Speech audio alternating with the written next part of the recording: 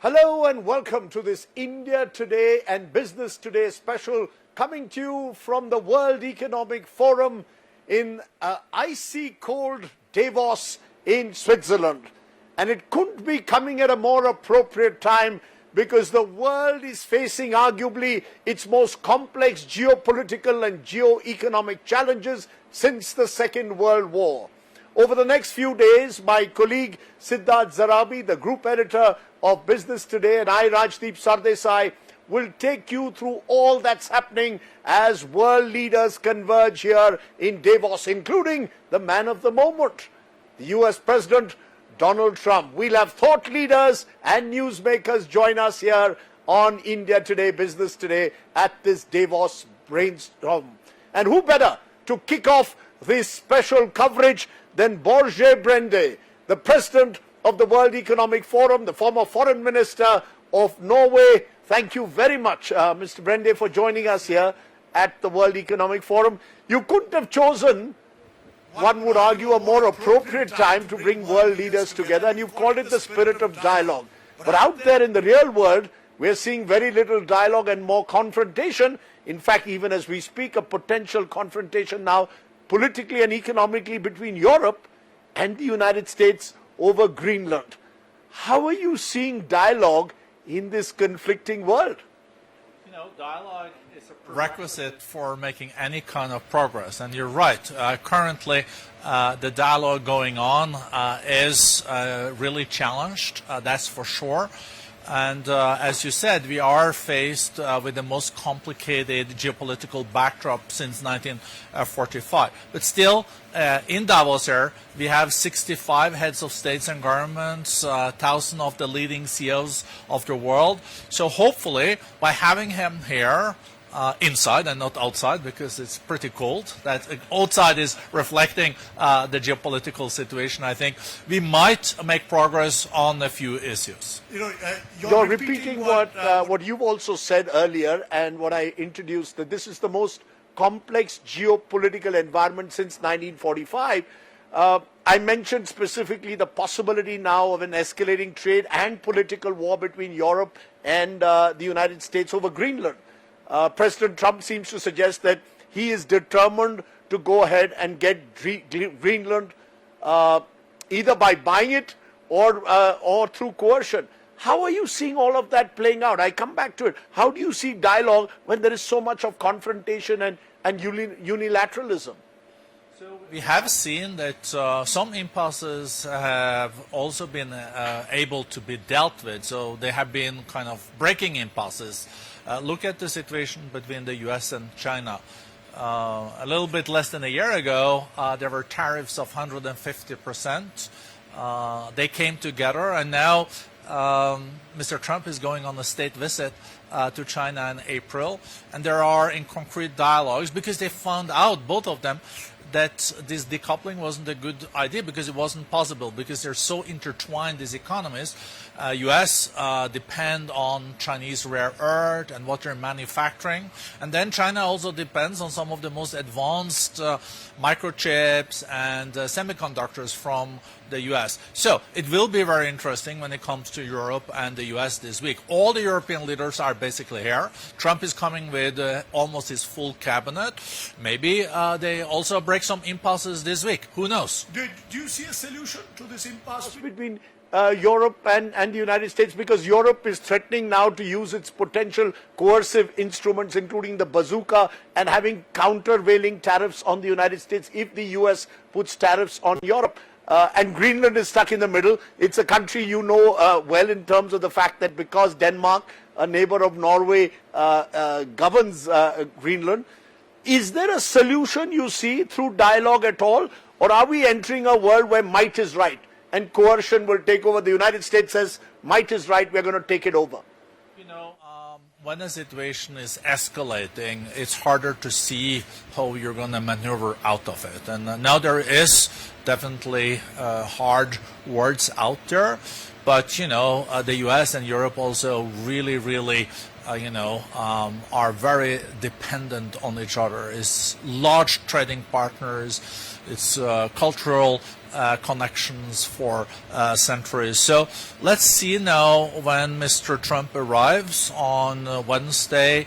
We will have also the key European leaders here.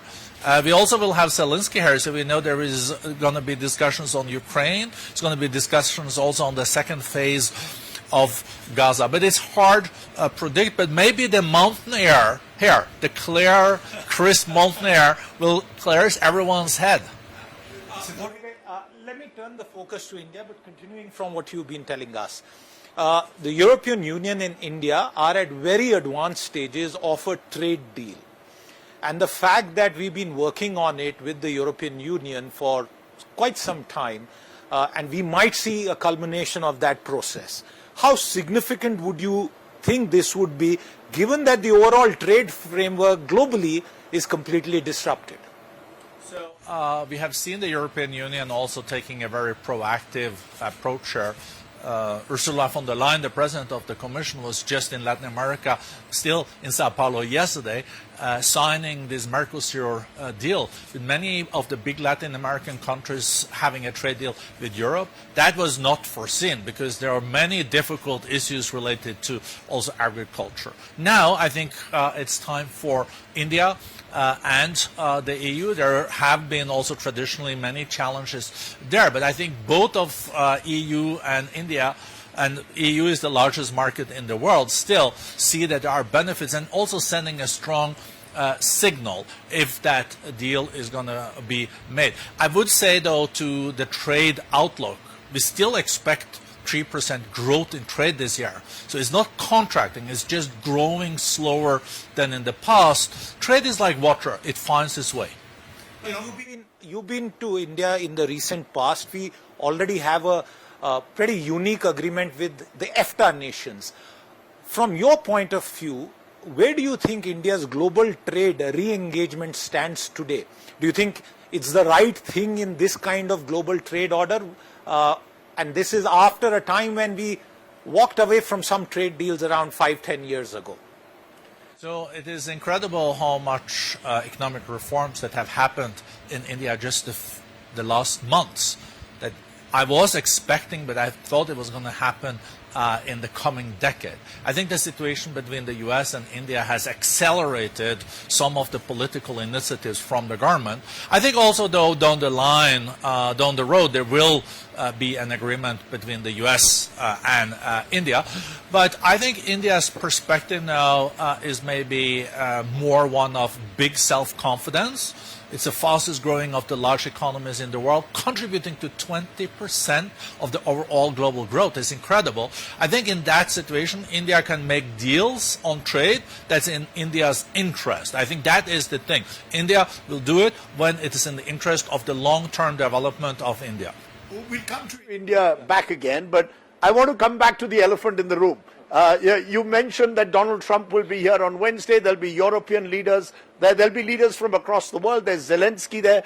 The fear that many have is that the World Trade Order has been upended, and increasingly the old alignments are also under stress. NATO, for example. What happens tomorrow if Donald Trump goes ahead and takes Greenland?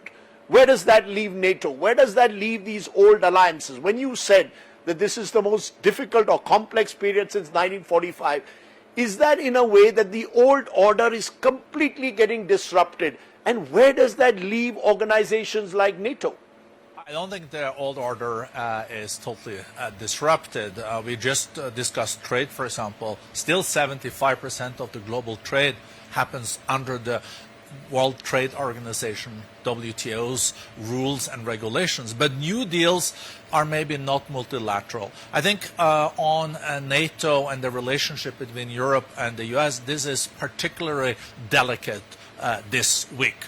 I think that this alliance will continue. I think they will find a way, but it's hard to see what the path is just now. But I think we need to see like that the tension goes down, and then sometimes the negotiation tactic is also to go very far out there, and then there will be something in the middle later on. But now this is having a lot of the focus. Last week it was Venezuela, the week before it was Iran, and then it was Gaza, then it was Ukraine, and then it was also East Asia Sea. So we just have to deal with all these complexities at the same time, and hopefully we will see no real escalation into a big war, because that is not likely, but that is the most dramatic scenario that will also kill growth, because growth is back now in the global economy.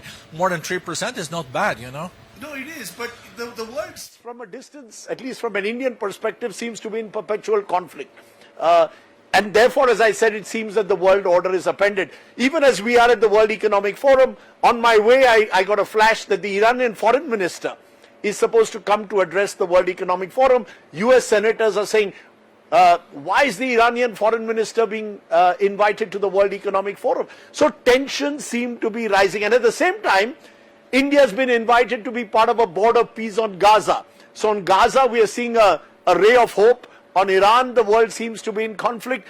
It seems a very, very complicated place and time to be in. Do you really see the potential for a dialogue? Do you see this uncertainty settling down? Or as long as Donald Trump is in the White House or at WEF, we don't know what tomorrow will bring?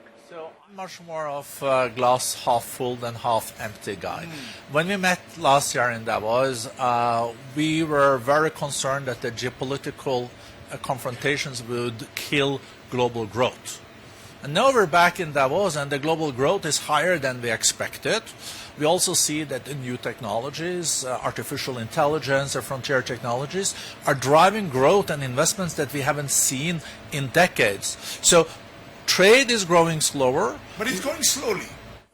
The trade piece is growing slower, but we do think that the frontier technologies can replace trade as a global growth engine. So who would have thought that we were sitting here in Davos a year later, we have higher trade growth, we have huge investments in the new technologies, and the overall growth perspective is not bad. So it seems like even this catches a lot of headlines in media, that countries also find a way to adapt. I think this is also on the trade piece.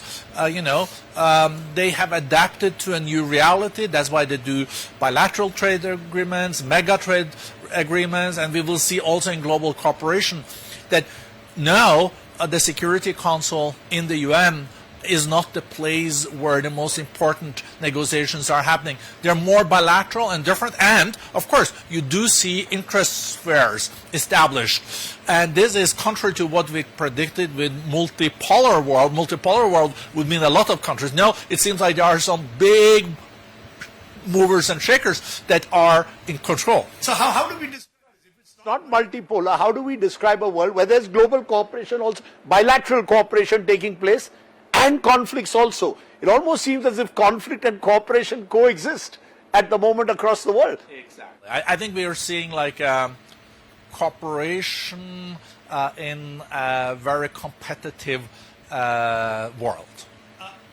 Cooperation in a very competitive world. Interesting. Yeah, but that would also raise the question that what happens to smaller economies? Where might is right cannot be their operating principle. Do you think smaller economies, Smaller nations are at a risk in this kind of trade order and bilateral one-on-one engagements that are evolving? Yes, I do. So, but they will also form coalition of willings. So you mentioned EFTA earlier, where there was a trade deal between EFTA and India. EFTA is like the only international organization where Switzerland and Norway are superpowers. It's Norway, Switzerland, Liechtenstein, and Iceland. But they're like 12th largest economy in the world. They came together and they're forming trade relations under very fast? under the radar screen. Yeah. And I think the smaller nations will come together. For India, though, is now a big economy. I think it's going to be a $10 trillion economy pretty soon. So India will have now to balance also in this very fragmented, competitive world. How should India balance China? This is, I think, India better to answer than for me. I think India is so far has dealt with a very delicate situation wisely, not rushing it. But as I said, I do think there will be an agreement between India and the US down the road, because I think also US want a good relationship with India, and US also wants checks and balances in Asia, and they probably don't find anyone else than India that has the size to represent a balance. I guess that is the thinking in DC, but then there are some short-term obstacles there that have to be mitigated. No, I'm being a diplomat again. Yeah, you're being very diplomatic, so I'm going to push you on that. If I were to ask you, Mr. Brende, the top 3 risks, and some of them are part of the discussions that you're having at the World Economic Forum, what would those top 3 risks be to ensuring a more stable world order at the moment, which allows growth, which allows trade across the world, smaller and larger economies? What would be the top 3 risks that the world is facing at the moment? If we were to say 1, 2, 3. I think I already touched on the biggest risk that is not very likely, but with huge potential impact. It's like if the Iranian situation had escalated and got out of control, it could have affected the whole Gulf region that is also extremely important for oil and gas. So war is escalating, and with the big powers on different sides, that is the biggest risk, but hopefully not happening. Right. I would say second, probably bubbles in the economy. AI bubble? There can be like AI bubble, it can be a crypto bubble, there can also be a debt bubble, because we are more indebted than any other time since 1945. So many countries have as the biggest expenditure on their state budget is paying on the interest. I would say though bubbles, AI bubble and crypto bubble is easier to handle, because we have had bubbles before. We had the railway bubble, we had the electricity bubble, we had the dot-com bubble, but the technologies are still there. But the debt thing is more affecting the financial system. So that's why we really need a lot of growth moving forward to grow out of it. I would say the third one are like the black swans, like future pandemics. It is like cyber crime, warfare, those things that are the black swans. You're being very diplomatic in the sense that you're not including the man who you're hosting in a couple of days, Donald Trump. He's going to be in power for another 3 years. We don't know what comes next with Donald Trump. Last week it was Venezuela. You take over a country, effectively remove the leader of that country, take over their oil economy, not speaking about human rights or democracy, but speaking about oil. Do you feel that Donald Trump is one of the global risks that the world runs, this Trumpian world order, where we don't know what tomorrow will bring? You become very Trump-focused, huh? Well, I can see all eyes even in Davos. The very fact that Donald Trump has created such a buzz that he's coming here. I mentioned the fact that you've also got, interestingly, Mr. Bourget, you've got the Iranian foreign minister coming here. So you've been careful to balance, in a sense, spheres of influence. Or am I exaggerating that as a global risk? So the U.S. president is a fact, yes, and he will be there in the years to come. But in Davos, we also have a lot of other key players. We have, for the first time, the Syrian president. We have President Sisi from Egypt. We have practically 6 out of 7 G7 leaders. But it's true that Donald Trump also attracts a lot of media attention. I think one has to deal with the U.S. administration case by case, and then I think it's totally possible to have a dialogue. I mentioned India-US. I think it's going to be solved. I think they're going to find ways also on the tariffs and Greenland. I think we're going to make progress even on, hopefully, on Ukraine and Gaza during this week. So I think we just have to be used to a lot of noise, and then we have to look at it in a systemic way. What can we still do in like a totally different context than we used to operate in? You're making a very interesting point. You're saying the media should perhaps focus less on the noise that comes out, emanates, let's say, from White House, and look at perhaps the other relationships that are being struck quietly under the radar in some instances that actually make the world, you hope, a better place or a more stable order, that don't focus all your attention on what happens in and out of the White House. Am I correct? I couldn't have said it better myself. Interesting. You know, we've just got a couple of moments to go, a couple of minutes. Overall, as you sit here today from your vantage point in Davos, do you believe the world is in a better place in 2026 January than it was a year ago? Or do you believe 2026 will be a decisive year, given the fact, as we said at the outset, we are facing a very complex geopolitical environment? Is 2026 going to be the critical year in a way for the world? The economy looks strong and stronger, been very resilient. But if you ask me about the geopolitics, I think we're worse than last year and better than next year. And is there any Particular geopolitical issue that troubles you the most in all these conflicts taking place? Where is we haven't resolved Ukraine. We don't know what will happen next with Iran. There are these spheres of influence that the world is being divided. Is there any particular conflict that you hope in 2026 will be resolved, or at Davos will see an actual breakthrough? Because Greenland is another new frontier that's been opened. I think after almost 4 years, I think the Ukraine war possibly could end this year. I'm not saying it will, but I think if there's willingness, one can find a solution. I think the second steps on Gaza hopefully will be implemented, and we can see also that there will be then investments and start to rebuild the Gaza piece. I'm worried about Sudan. I'm worried about also the situation in a lot of developing countries that don't get that kind of attention because all the air is sucked out by some more media-friendly topics. Okay.